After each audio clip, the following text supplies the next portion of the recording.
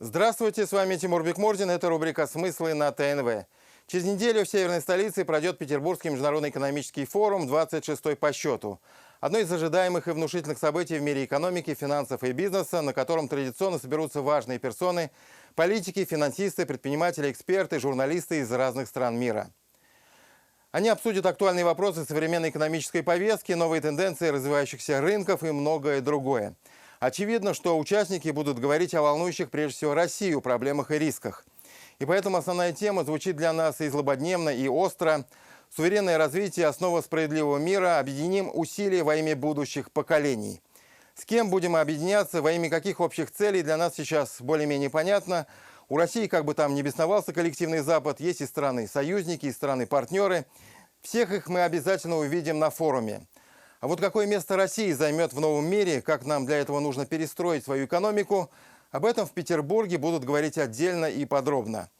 Надо заметить, тематические блоки форума, что более чем логично, сочетаются с важными направлениями экономической политики страны. Судите сами, мировая экономика в эпоху глобального перелома. Российская экономика от адаптации к росту. Здесь речь пойдет о ключевых драйверах экономического роста. Выстраивая технологический суверенитет. Блок посвящен вопросам развития цифровых технологий в отраслях экономики.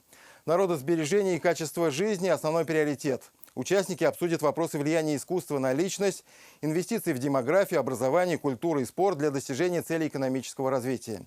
Еще один важный блок – рынок труда, ответ на новые вызовы.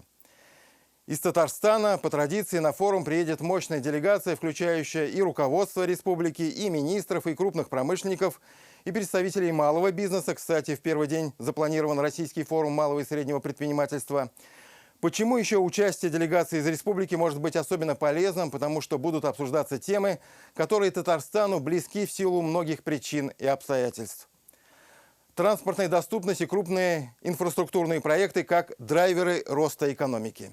Для нас сейчас это актуально, учитывая мощное дорожное строительство и логистические проекты. Благосостояние граждан, народосбережение – то, чем Татарстан занимается активно в последние годы. Что касается технологического суверенитета, как предполагают эксперты, в Питере будут искать самые реальные и перспективные отрасли-драйверы. Многие сходятся во мнении, что на эту роль для России очень подходит нефтехимия. Опять же, стратегически важное направление и для Татарстана.